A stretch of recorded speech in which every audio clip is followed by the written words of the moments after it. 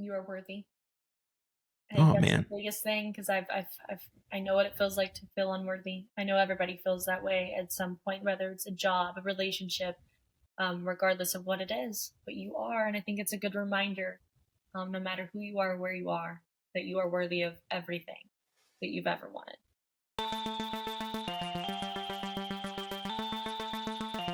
Hello, my friend, and welcome to Something for Everybody. My name is Aaron Machbitz. Alexis, welcome to the show. Hi, thank you. Thank you so much. Yeah, I'm glad we got this figured out. Yes. We had some timing issues, you being in LA right now, me being in Dallas, but we're here, we're ready. I'm excited to talk to you about all things sort of fitness, coaching, modeling related. But before I do that, I have a very important question to ask you. The most important question. And it is, how are you? Like, really, how are you doing? I'm doing well. The transition, even though I moved here in September, it's been tough just kind of adjusting, but I'm doing well, and I can confidently say that right now. Was there a time where if I asked you that, you wouldn't say that you're doing well? Yeah, I would say when I came out here, I was kind of lost, just at a point where I was over Dallas with what I was doing, and I needed a change, and I definitely was not doing well mentally. So um, making that leap was probably the best thing I ever did, and my whole life is on a 360. So Hmm. yeah, So what was going on back in Dallas? Was it stress, overwhelm, it other sorts of was. things? I was kind of stagnant with my lifestyle there. I was in a relationship previously that just wasn't headed in the right direction. Financially, things were great. However, I wasn't really fulfilled with what I was doing, just because of my personal situation. But I just feel like I outgrew where I was, and that's the perfect way to put it. I kept seeing this quote, it was like, when you're most scared to jump, that's when you jump. And I Mm. did, and I don't regret it whatsoever. Yeah, that's no easy feat, right? Right. Like I'm very interested in like these sayings, these like philosophical sayings. And then like initially when you see them and you're not at that point in your life where they make sense to you, they're like, fuck off. Like that Right. everything happens for a reason. You should jump, like take the chance, all of those things, right? But Yeah. when like you feel like you're at that moment and then you see it, you're like, yes, I agree with Yeah. that thing. And so, I mean, just like all things in life, it's like a timing deal, right? What's the right time? Is there ever a right time though? Will there be a perfect time? Probably not. Can I Mhm. make the best out of this situation regardless? Probably. So, I mean, I say all that to say like it's really hard to just make a huge transition and leave Dallas, Texas, go to Los Angeles, sort of figure it out. Like, what sort of advice, I mean, would you have for someone who maybe is trying to do that or change their situation or feels like they're stuck or anything like that? I just feel like you said, like there is no perfect time for anything. I just feel like to trust where you're at because you reflect and you're like, I see why that had to happen. No matter how unfair it felt at the time. Um, you know, he moves mountains, and I feel like it just gets to a point to where you're like, you're uncomfortable for a reason. There's a reason you're uncomfortable or something's on your heart. And just to trust where you're at. I mean, I've been at the highest of highs and the lowest of lows, and I've still felt some sort of stress. Um, but that change that I made was so unintentional, and the way, even just reflecting the last 6 months, the way things aligned is just unreal.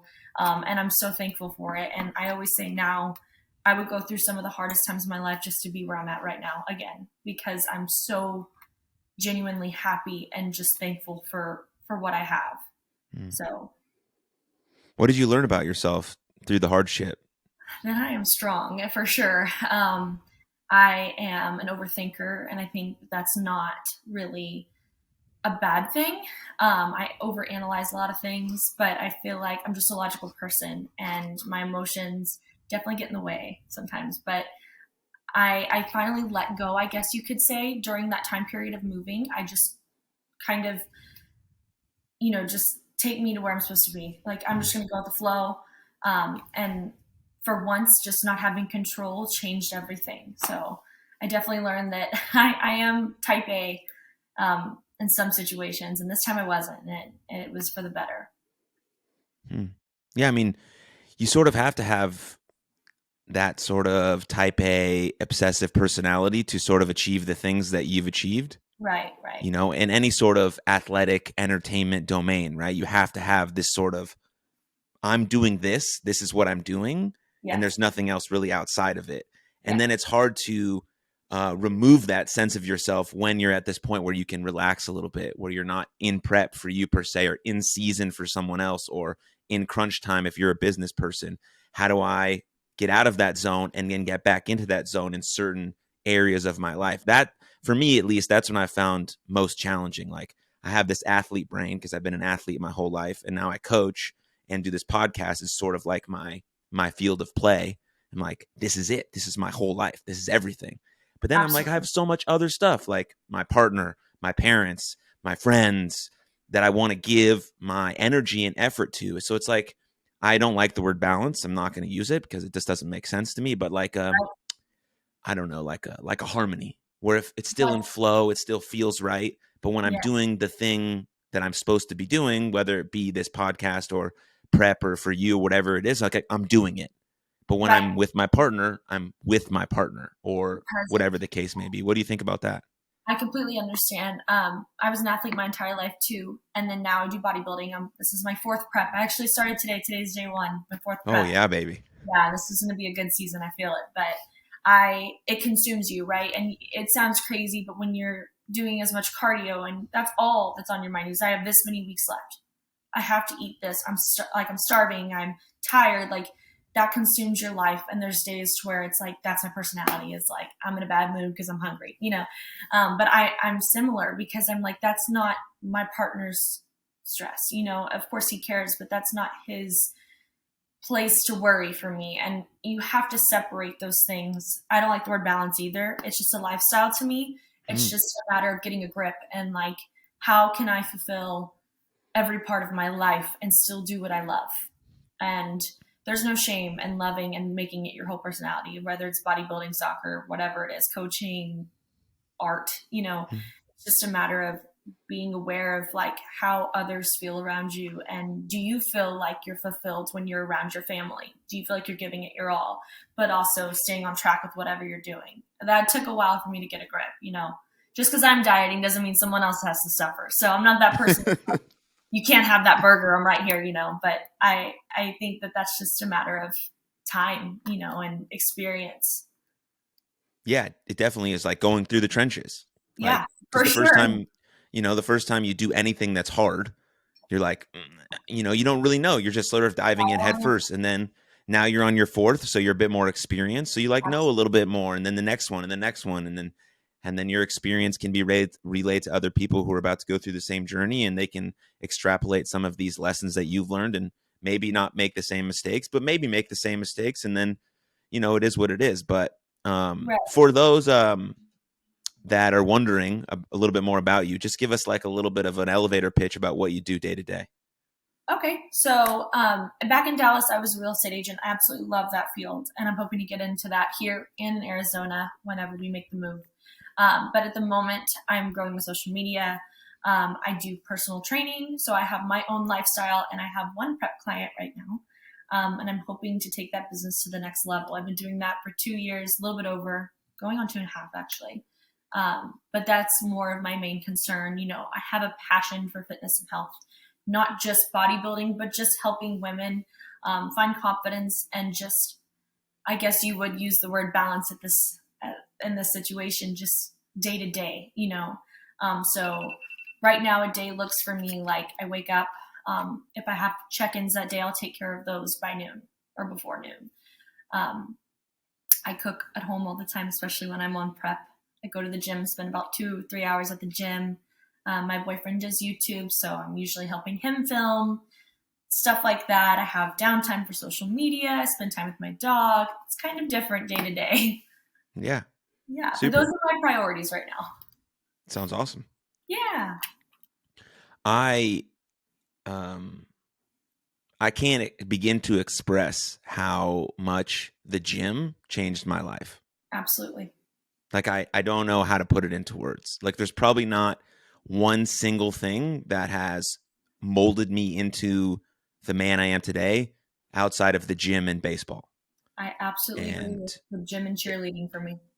it's just like, yeah, it just changed me. I got into the gym when I was 14 years old, when I started wrestling in high school, and now I'm 30 years old, about to be 31 in June, and I haven't stopped. And it's, it's different than it used to be. It's transformed a little bit how I work out and stuff, but ultimately it's been my anchor through my most challenging moments in my whole life. And I just love the gym. So I'm pumped to be talking to you about it. But like, how did you get into fitness? Why did it become important to you on all that stuff? So I did competitive cheer for 16 years of my life. I started at 5, and that took up 5 to 6 days of my week all through high school. I had a year off my junior year. I also did varsity cheer as well, middle school and varsity cheer in high school. So my life was consumed by doing something active. I also did like track and volleyball, like the little seasons here and there. But I'm an athlete and competitive. I love training and whatever I'm, set on, giving it my all. So I picked up weightlifting when I was like 15 or 16, but I got serious when I was 17 when I'd retired from competitive cheer at the time being. My freshman year of college is when I was approached by somebody at a gym. I went to University of North Texas. So somebody had asked me if I'd ever considered, doing a bikini competition, which I had heard about, but I didn't know. I also did pageants. So it kind of went hand in hand, right? You have the fitness aspect, and then you have like getting on stage in a bikini and smiling, the fun part. So it definitely replaced that cheer aspect of, having the discipline and dedicating time out of your day to go train or whatever you're doing. So that's when it became something serious. And the high school to college transition is not easy really for anyone. Everybody has a different experience. I wasn't in a sorority. I really didn't do much. I was in a different relationship at that time. So my time looked a lot different than the normal college student. So the gym was kind of my escape, I guess. That one thing besides class that I got to look forward to. Nobody looks forward to class. I looked forward to, doing something. So it was really good. And my degree was in kinesiology. So just studying how it affected the brain and the body, and it completely changed my life too. And to this day, if I'm having a bad day, that gym, I don't know. It's not every workout's great, but it does something for you. So Yeah, that's a fantastic point, right? Not every workout is great.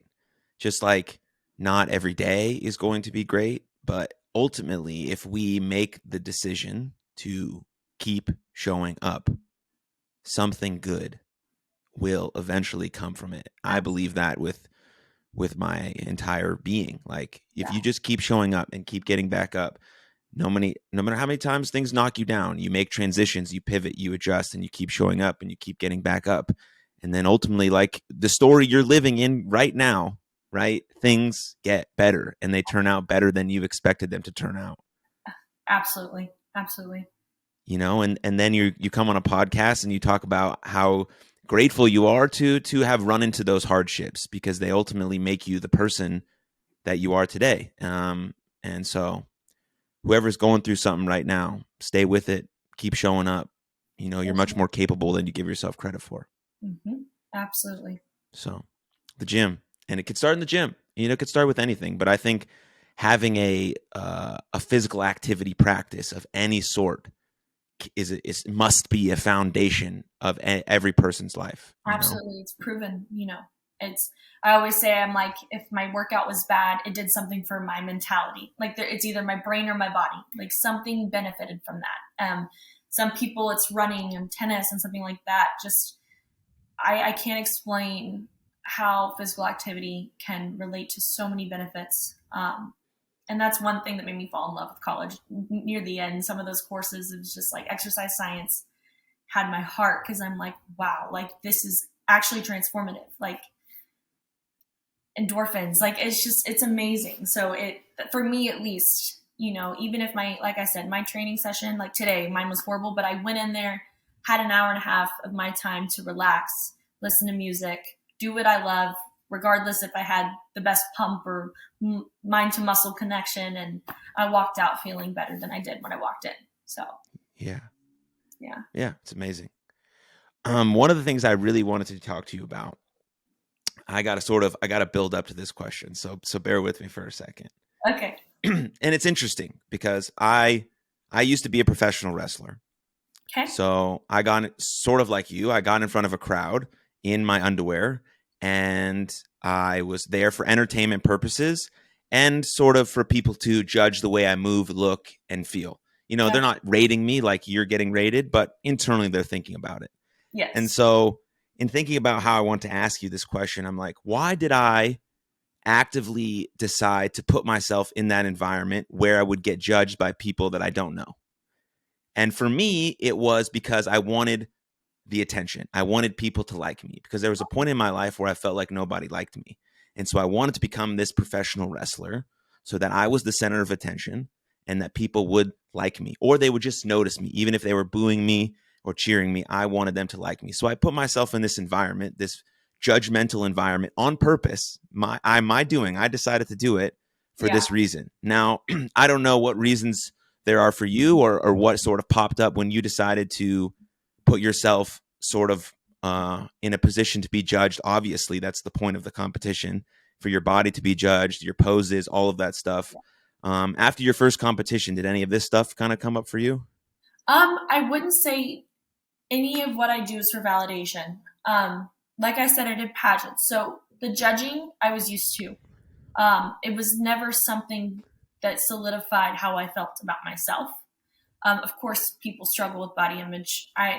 Any bodybuilder will tell you, no matter what season you're in, I look back at prep photos and I'm like, I thought I looked horrible there. You know, even if I won the competition during that prep, I was in my head like, not enough. You know, I do it more so because I have a passion for the footwork. So I always tell people I love the process. And there's another saying that I have. I find these sayings and it sticks with me for a period of time, depending on the season of life. But it's like not about the destination. It's about the journey and the people you're with on that journey. And I stress this to my friends who compete, my clients. I'm like, enjoy the journey, enjoy that process. There's, and every day find beauty in it. This is why you started. It's not for that one day of validation for the couple hours that I'm in a bikini. I smell bad. I'm uncomfortable. I can't sit on anything. I got tan oil everywhere. I love that because the little girl in me loved going on stage and just smiling. And it sounds crazy, but like I always find my parents or my supporters and I'm like, I know they're proud of me. So that part is validating, right? But it's something different. It's like you work so hard for something and then you get to, for yourself, like you made it. It's something personal, like I made it to this day. I did not wake up and have a good day every day. I did not go to bed with a full stomach and full heart every day, but it's something about that struggle. And then it's so rewarding for yourself. I always say, like, if I can get through 6 months of prep or pre-prep then prep, I can do anything. Like I can't put it into words, but I wouldn't say any of it's for validation from anyone else. It's for myself. That's amazing that you've, that's wonderful. Thank you. Yeah. I mean, I eventually sorted that out as a professional wrestler, but man, when I got into it, I wanted that attention and I wanted all of it. But anyways, maybe there's still some of that. That's why I do a podcast, but yeah, I think it's amazing. Like regardless of why your why is, or what your why is, it's amazing that somebody can even do that, have the guts in the first place, regardless if they're trying to impress someone or themselves. And for me, like when I go through these preps on social media and stuff, not everybody's a fan of how you look. So it does feel good when somebody's like admires that, of course, because you got user whatever 954 telling you that you look better when you're 30 pounds heavier, and you're like, I worked so hard to get here, but I don't put that in somebody else's hands. Of course, I have my bad days, but for me personally, my why is myself. Yeah. So. Because pageants are different than being in a bikini. Sort of. How did you get to the point where you felt comfortable with like very little clothing on stage? So I did glitz pageants. So I did have a bikini division from a very young age. I was tiny with a little bikini on. So it was never weird to me. And then I also did competitive cheer. Like I said, from the age of 5, I had a little crop top on. So for me, like I was never modest. Same with males. Like, I don't think anything of it, when a man's up on there with a tiny little swimsuit, like, Mm-hmm. I think it's different when you're really in the industry. Of course, like my dad, my first competition, he was like looking at the other guys when I'm on stage, like, you better not. Like, I get it. I get it. It's like a lot. But then again, that would be me worrying about other people's opinions. For me, I don't think anything of it. I'm confident. I was raised in industries where it was normal and nobody said any different, so it's definitely, I get it from somebody else's point of view. It's probably like, what is she doing in that little diamond bikini on stage, Well, yeah. I mean, it depends on that person's perspective. It could be like, Absolutely. wow, I'm like, how does she do that? The confidence, the beauty, the grace, the Yeah, presence, right? It's normally those feelings. Sometimes people just say them in a way that doesn't come off as kind and loving. absolutely. And I think that's like, especially on social media, right? You're talking about some of these comments. Like, people may be expressing their real opinions about you, whether you this or that, right? But most of the time they're like, damn, like this person is like getting after it, doing something. I wish I had the same amount of courage to do it. And they do. They just haven't given themselves the chance to go out and try. Because Right. if they try and they don't succeed, well, now they look even dumber than before. But that's not true either, right? You tried. You gave your best effort. That's what success really is. That And is. so, like, but that's like really hard to think about all of that when you're getting this comment on social media that says you look like a fat, ugly dinosaur, Yeah. right? It's like, yes, I know that it's like the person struggling and they feel hurt and unloved and unseen, but like also that comment is about me and it also makes me doesn't make me feel good. Right. So it's like it's really hard. So that's why we like got to take a step back, take a deep Absolutely. breath, like, okay, like, can I put myself in this person's shoes? Yes, I can. All right, maybe I can say nothing, or maybe I can say something that might change their whole freaking day, Yeah. right? So I get it. I get it. It's just something you got to remind yourself no matter what you're pursuing. Not everybody's going to be on board, but that person doesn't affect your day to day. You know what I mean? They're not living the life you live. So it doesn't matter. I'm not interested in everybody's interests, like what they do for a living or for fun. That doesn't mean I have to put my opinion out there. So whenever people do, it's like, they still gave me some engagement on social media. So I'm not mad. yeah, there you go. Look at the positive side of it for sure. Yeah, it's hard not Yeah. to be shadow banned these days. So I'm like, thanks for fun. Yeah.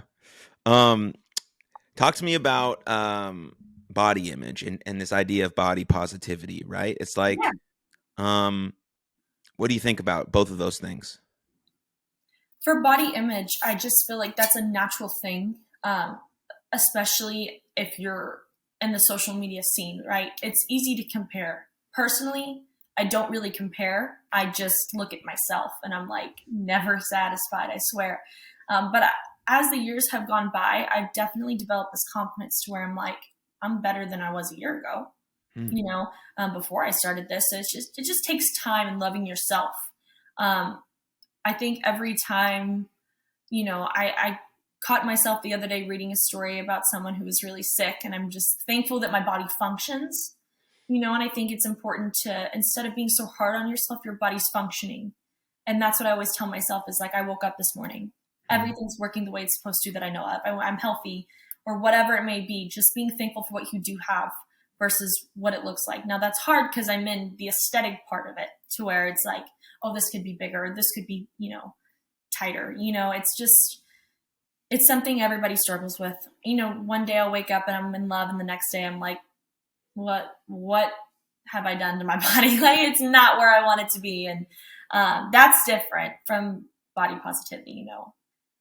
It depends on what context we're using that in, but I think healthy is beautiful, and whatever that may be, if you're functioning and everything looks great, and when it comes to blood work, I'm like, yes, doesn't matter what the outside looks like as far as my off seasons go. Yeah. So Yeah, I agree with you on the body image stuff. Yeah, I mean by body positivity is sort of this like, I don't know. It seems like an empty phrase that people just throw out to cover up unhealthy behavior, that's not okay. and I'm not a proponent of that. I'm not either, and it's hard for me to be out here and to say a lot of that.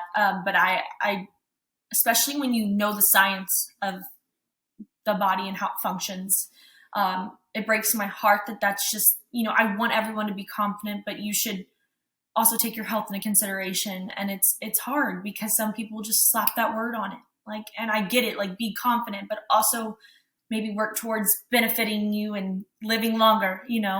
It does break my heart the way society treats that and abuses that word or that phrase.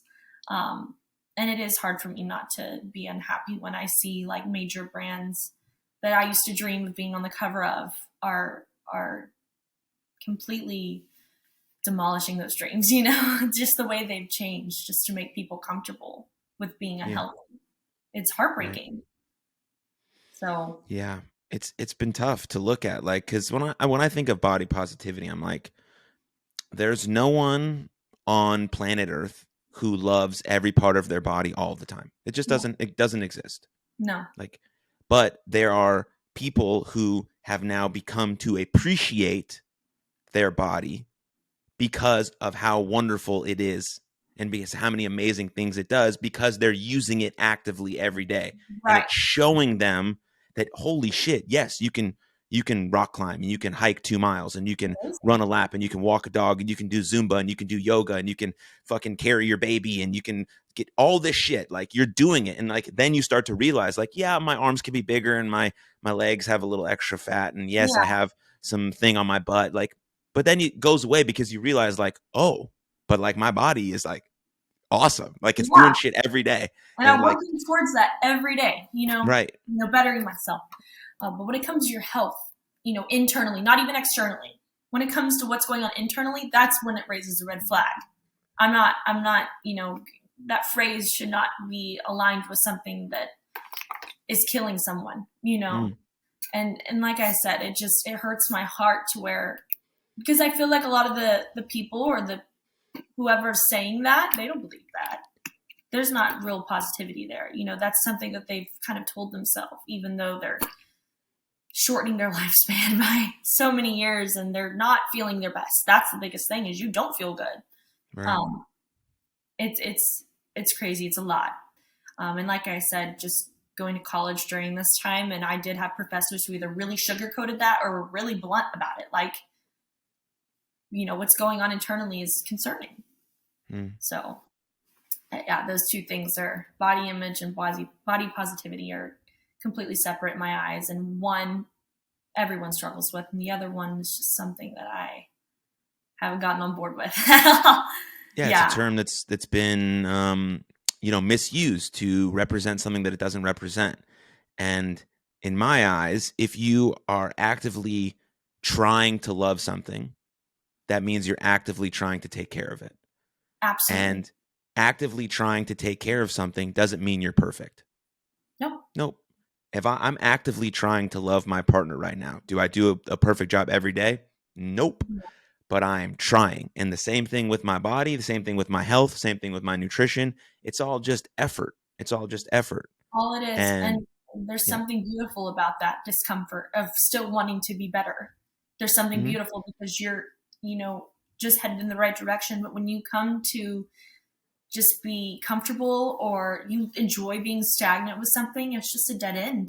And with everything, just relationships and your mental, like just everything, your positions, it's just not bound to go anywhere, Yeah, exactly. And then it relates to your mental health, right?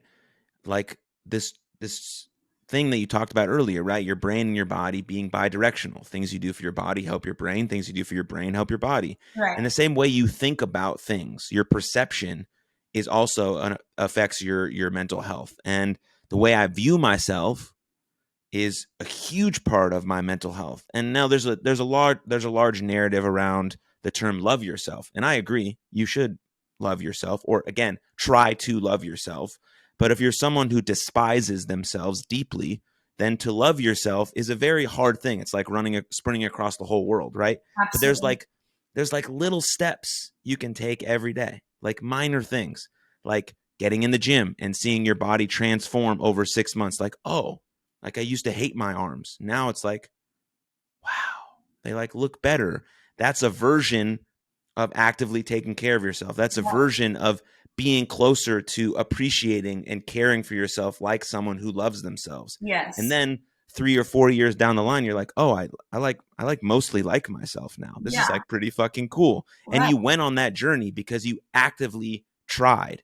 You Yeah. gave yourself your best effort. And that's like the best advice I can give for anything, for your mental, your physical, your overall well-being, your whatever. Like, give yourself your best effort, and then things end up working out like all right or better than you thought they could, at Yeah. least in my estimation. And like I said, with me personally with bodybuilding, when I'm at my tiniest, I'm like, oh, I need more weight in my face or somewhere else, and then I get there and I'm like, oh, I'm too big, like it's just, you're never satisfied. So like, that's why I tell my clients, enjoy the process, enjoy where you're at, trust where you are, work in the direction you're headed.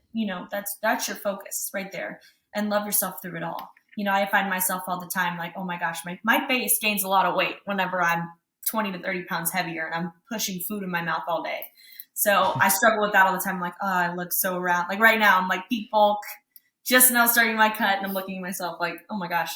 But I just feel like you're never in the moment. Like you never catch a break, especially women my age right now with the beauty standards and social media. Like it's just never enough. And that goes for really anyone. That's just what I relate to. And I just want to tell someone, if you're waking up every day and something's in your control and you're working towards it, love yourself. Like, give yourself a pat on the back for that. You woke up today and you got one thing done that got you closer to that goal. Instead of just, I get if something's out of your control, whatever it may be, work, physical appearance, relationships, that's something that is normal to stress over. But if it's something that you are actively working towards, there's something validating that's like, I can breathe, it's not the end of the world. Yeah. So I get it. It's all related. And your mental health, you take care of yourself, and that mind will eat you alive if you let it. Mm-hmm. And that's something that I had to really learn. No matter how many people I surrounded myself, no matter how distracted I was, I went to bed with myself and I woke up with myself every day mentally. That's all you got for the rest of your life. It's what's in your head. And when you hate yourself, it's just a life of betrayal and just hurt and pain, and it's just not worth it, So I feel like for me, exercise and fitness, it's changed my life in so many ways. I just circled back to that, but it's just, I wake up and I know there's something to look forward to that's going to better myself. So I hope that really helps those at home who are just unhappy and feel stuck and whatnot. So yeah, you're not alone. Every girl faces it, whether they're where you want to be or what's 10 steps behind you. Yeah. I'm interested to know about the sort of the psychological effects of prep. Okay. Like, I watched our mutual friend Alex go through it. I've never done it, but in your experience, like, what's it like? What zone do you have to get in? What things are you dealing with? I know you're dealing with a lot physically because that's the thing, but mentally you're also just going through a tremendous amount of things. Like, how do you personally handle those things? So I would say you wake up every day with boxes to check, and that's what goes through my head. I go on autopilot and I get everything done. It is hard to live a normal life and go through these preps if you want to be somewhere in this industry. So I've had preps where I've done it all. I'll go do my cardio. I'll make my meals. I'll finish my last meal at 7, and I would go out with my friends till midnight because I created that schedule to where it's like, okay, like I said at the very beginning of this is not their prep. This is my goal that I'm working towards, and they don't get to suffer because of me. So you have to set yourself up for success by planning ahead. You wake up and it's just a lot because you're like, oh, I have 16 more weeks of this. So it's just a mental game. I would say that's the biggest thing. It's just a mental game. You're in your head 24/7. You have so much to do, and, you do get that time crunch. You're coming up on 6 weeks, and that's not a lot of time. It may sound like it to the average person, but when you're about to get on stage in a little bikini and show what you've been working on, something that you've been talking about for 30 weeks, it's a lot on your brain. So I would say that that's the biggest competition is yourself. You know, you want to do better than you did the previous season. You want to prove yourself right, and do what you said you were going to do. Food is hard too. I'm sure Alex has told you, you have dreams about food. Like right now I'm at the end of my off season. So I went to Cheesecake Factory yesterday and I didn't really touch my cheesecake, but I know 6 weeks from now, I'm going to have dreams about that cheesecake. So that's crazy how much food plays a role in your life. And I listened to Joe Rogan's podcast about this, and your body goes into survival mode. This is why a lot of women have binge eating disorders after shows, and men, because there's studies that relate it to like us being back in the days where we would hunt for our food and you'd find a deer and you haven't eaten in days. So your body naturally thinks, I got to eat as much as I can to make this last. So that's crazy. That's a crazy thing to put yourself through, to know that that's a risk. But I think the more you get to know yourself, which you really get to know yourself through these preps, it really benefits you in the long run. And it becomes more of I think you have to be kind of crazy to do these things, this sport. Especially if you keep doing it, because you find people that are like, oh, I love food too much. And I'm like, do you know how much I love food? I love food. So it's just, like I said, every day, just a mental game. Just like, can I get through today? And you do. Not always perfect, but you do it. You give it your all, some way, shape, or form. So. I mean, it absolutely amazes me, because you have had to develop this innate discipline to just get it done. Right. Like, and that in itself is unbelievable. Cause like we feel motivated at times, right? But motivation comes and goes. It's fleeting, yes. Right? This discipline that you've developed eats this motivation for breakfast, lunch, and dinner. And then you're also eating all your other meals that you planned out. But your discipline holds you through. And that's like an internal commitment you have to make, right? And so did you always have this discipline? Did you develop it in cheerleading? Has it just been part of you? I did develop. I've always, like I said, I've always had that competitive mindset. So even as a kid, my dad would say, like, when you set your mind to something, you did it. Whether it was like, don't touch that, Alexis. I did it. I wanted to, I did it. So I played sports, and, I had to be at practice early. I would get there 15 to 20 minutes early. I'd dedicate 2 to 3 hours out of my day to cheer or track or volleyball, whatever I was doing. So I already had that down. That's the gym. That's how I relate it to just going to the gym and training. That's instilled in me to dedicate that time. I can do that. I will make time. I will get up early. For nutrition, that was hard at first. I was already tracking macros because I wasn't happy with my body my freshman year of college post quitting cheer. So I gained all that weight, not from drinking. I really wasn't ever a drinker. So it was just from eating and not moving as much. So I started tracking. So that wasn't as hard. It was more of like the healthy eating, you can't have the Nutty Buddies and the Rice Krispie treats all the time. Luckily, I'm with a coach now that kind of educated me, as well as school, that you can fit those in every now and then. But that part is do or die. Your nutrition, whether you're competing or not, is everything. It affects how you think and function internally. So I've developed more of a love for healthy eating.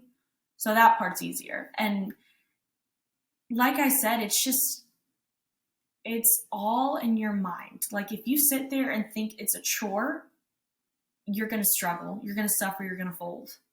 If you think, I get to do this today. And that's where my mind changed. When I was cheerleading, my coach would say, like, you have the legs, you get to go tumble. You get to go on that mat and show what you've been working on however many hours a week. So it's a luxury. It's just like, I'm so grateful that I get to go work out today and feel better. And I get to put this food in my body. I have access to this food and I get to eat it and cook it in my kitchen. We take so much for granted. So it's just something that really added to my life. And I would say it even saved my life in some cases, to where I was at a really low point. And we can talk about that too if you want. My last prep, I mentioned that it was really hard for me. So yeah, I'd love to get to that in a second, but I want to double click on something you just said, which is developed a love for healthy food. Yeah. That to me is a golden nugget. That's just a beautiful piece of wisdom, right? Because Yeah. like we can develop a love for anything if we are taking this piece of whatever, asparagus, broccoli, whatever, and saying, this is very good and it's very good for me and it's nutritious. It feels good. I like it. I enjoy it. Then your body is going to be more receptive to that. And it's also going to crave those sorts of things.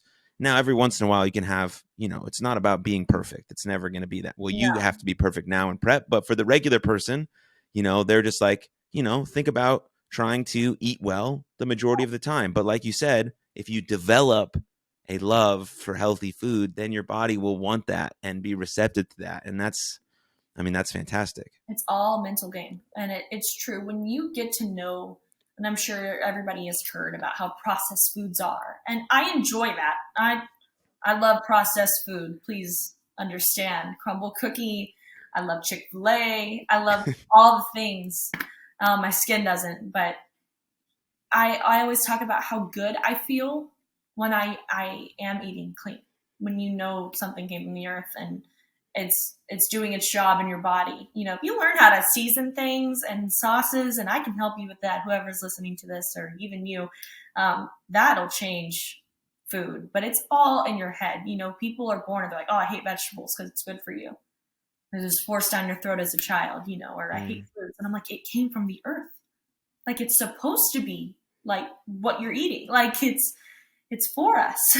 So there's just a common misconception with healthy food and whole foods. And if people really knew what was going on internally, I don't think a lot of people would touch certain sodas or certain restaurants or foods ever again.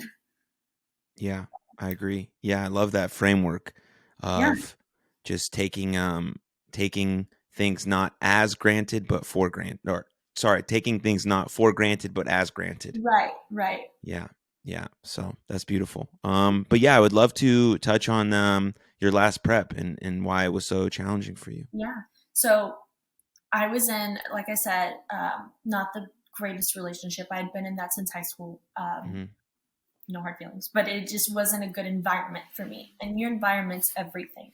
When you are prepping and you are manipulating your food and you are training as hard as you are and doing all this cardio, you're already fighting your own body. You're tired. You're depleted. When your hormones come into play, that's important.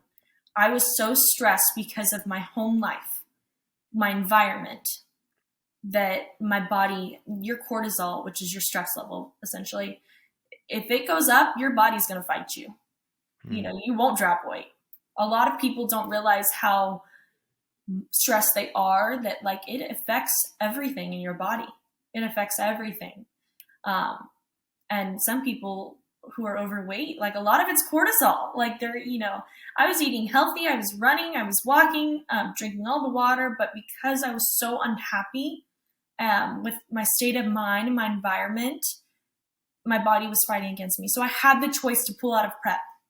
I could have saved thousands of dollars and stopped prep, but I'm not one to give up on anything. And I knew going into that show, it was actually nationals, but I knew going into it that I wasn't going to do as well as I could have. I know that I'm capable of, right?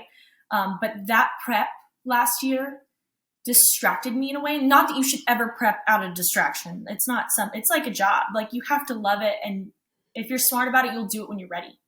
Mm-hmm. But when I started, I was fine. But when towards the end of that, I was getting out of my relationship. I had to move back home for a second. I was staying with my family all over the Metroplex. I was traveling. It just wasn't ideal for weight loss. And not that it's a weight loss journey, but just to get to where I needed to be. But because I had something on my plate, like going to exercise, it held me accountable. And I would say if I didn't have those hours of exercise and escape and cardio and healthy eating, if I would have fed into my depression and ate Oreos all day and sat on my couch and cried, like I can't imagine where I'd be right now. That just by treating my body right, and having that to-do list every day completely saved me, completely distracted me in the best way possible. Like I said, you shouldn't prep just because you're in a bad situation. It's not healthy, and you really won't get to where you want to be. But I chose to keep going because I was so thankful that it shaped me to where I am now. I didn't get my pro card. I didn't even do as near as good as I wanted to, but I'll always remember that prep being the most life-altering prep that just kept me on my feet. And after that prep, I made friends at that competition who were on my team that are in LA. She just moved, but I came to visit her. Mm. It just how it aligned because I woke up one day and I talked to my coach. I'm going through this at home. My body's not responding. He's like, do you want to keep going? If I would not have kept going, I would not be where I'm at right now. I would not be in the best, most healthy relationship. I would not live in this beautiful apartment with my brand new puppy and my new jobs and goals. Like everything unfolded so beautifully. And at that time, I was at the lowest of lows. And it's just amazing how it all just unfolded. So that prep I'll always remember. That was probably the worst I've ever looked on stage, but it was the most beautiful, beautiful thing. And I know one day when I am rewarded that pro card, I'm going to remember like how my bodybuilding journey led me to that point. Yeah. What a remarkable story. Thank you for sharing that. Yeah, I mentioned at the top some of these like old time sayings, like everything happens for a reason. And I think that sort of dismisses the intense action that people take to find out the reason for the thing happening. Yeah. You know, like you went through this thing.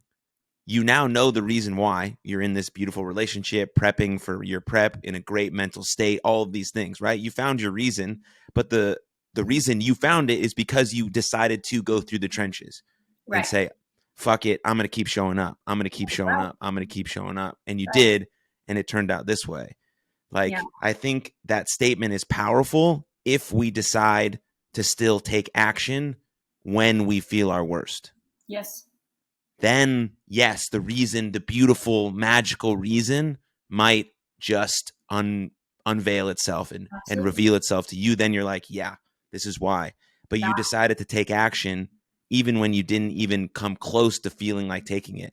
And that action could be as simple as just like taking a shower or like brushing your teeth or going for a walk or like getting on the phone with your friend to FaceTime to say like, I see a person. I love you. You're not alone. Like any of those things. It doesn't have to be as gigantic as you just like getting after it and doing prep, right? But all of those lessons that you're telling us can be extrapolated into your own life. Like, but to find the reason, my ultimate point is that to find the reason, you have to continue to have action.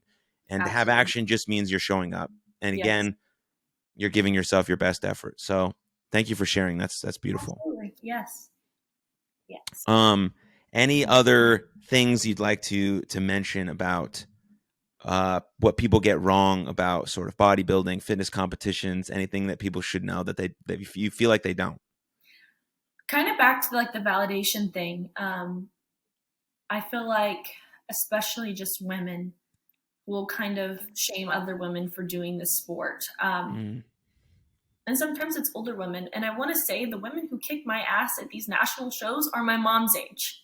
Really? Every time I've been to nationals, this woman's like, oh, I have a daughter your age. And I'm like, you're older than my mom. It's just more of like build people up, like who decide to be crazy and go after these dreams, no matter, you know, how insane they are to do all this and put their bodies through this. If it's regardless of what they're pursuing, I think that people are so quick on social media because they're hiding behind a screen to tear other people down. Not me necessarily, but I just say support. And you never know what someone's going through. Like I said, that prep last year, you know, I can't imagine some people face death during their preps and they still keep going. That's amazing. I have really close friends that have experienced that, losing their father during preps, and they still went on stage for them.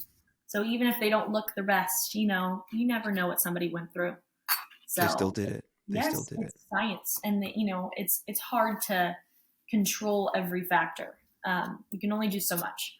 So I think a lot of, like I said, just opinions and stuff. It's just like, you never know. So be sweet to people. That goes for anything though. You're at a store, especially out in Los Angeles, people are, like I said, so quick to be mean that I'm like, I hope you have a good day. I just want to give you a hug. I feel like you haven't had one of those in a long time. Yeah. I Yeah. mean, that's the beautiful energy that everyone should have, because Yeah. there's a domino effect. There's some positivity resonance that comes off of people like that. Like, Right. you said something nice, they said something nice. Now there's a downstream effect. Now everyone on earth is, like, literally everyone on earth is feeling these sorts of ways, like, because someone smiled at them or opened the door for them or Yeah. asked them if they could help them carry their groceries to their car. Like, just like Yeah. super simple but quite powerful acts of kindness. Yes. Everyone needs a hug. Yeah, it's true. Everyone needs a hug and a nice compliment. I have one more thing that I want to ask you, Okay. and it's about the young teenage girl Okay. who's struggling right now. Like, because I think a lot of young teenage girls are struggling right now. They're more anxious than they've ever been before, and there's many reasons why, but a lot of it has to do with social media. And they're scrolling through social media and they're seeing all of these absolutely gorgeous women who look perfect, sometimes fake, sometimes not, just depends on the situation, right? But granted, off the top, all of these women who do, like, work really hard, like, let's just put that out there, right? You can't, like, anyways. But these young girls are scrolling and they're just not feeling good about themselves. They're like, I don't look like that. My body's, like, weird. What would you say to them? What advice would you give them now that you're an older adult? Every girl goes through this. We didn't have social media like that when I was a younger teenager, but we did have social media in a way. My advice is, when you see people like this, that you really just find yourself like, if it's hurting you, you can unfollow these people. But I think the beauty of it is choosing to look up to them. You know, what do they do that I love that I can I could work every day towards?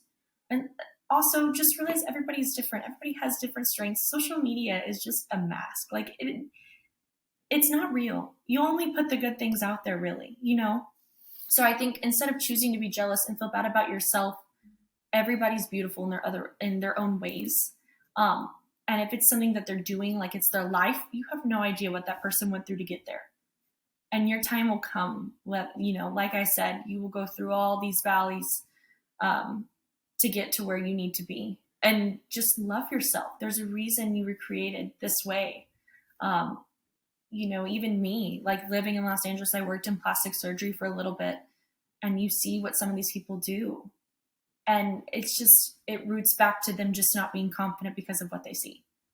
Just love yourself. Know you are loved. You are worthy, and you are bound to do amazing things. Whatever that may be, just all in due time. And your situation's not permanent, whatever it is. Your looks, your physical appearance are going to change day to day. So that can be controlled. Like, everything's okay. Beautiful. Yeah.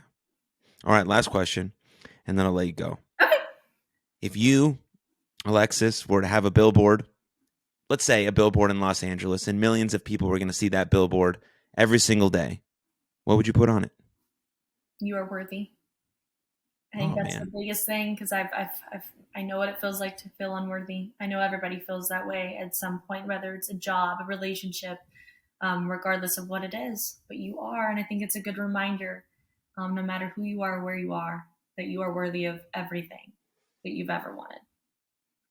I agree very much, 100%. Thank you for joining me. I appreciate this conversation. Thanks for taking the time. Absolutely. And where can people follow you if they just want more of you? Alexis Brieann on Instagram. Pretty much on every platform, it's Alexis Brieann. Fantastic. Thank you so much. Absolutely. What's up, everybody? Thank you for tuning into that episode. And if you enjoyed it, click here for another full-length episode of the podcast. And please don't forget to subscribe. But above all else, most importantly, please take good care of yourselves and others. And I'll see you next time. Lots of love. Cheers.